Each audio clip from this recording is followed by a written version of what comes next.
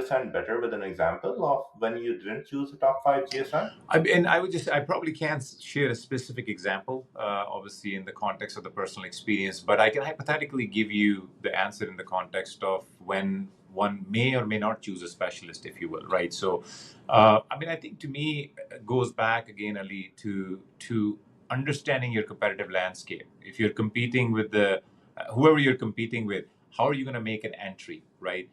So if you're a specialist versus a generalist, it's important to understand how are you going to break in, right?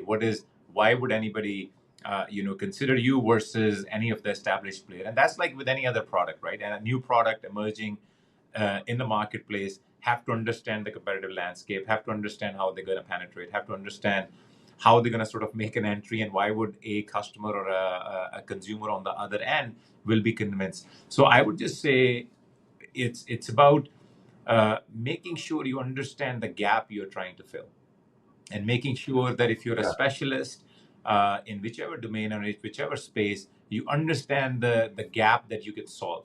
Of course, if anybody coming in from that perspective would have that as a basic understanding, if you will. So I would just say I probably wouldn't worry too much about the competition. I wouldn't worry too much about how do I make name into the big space, etc.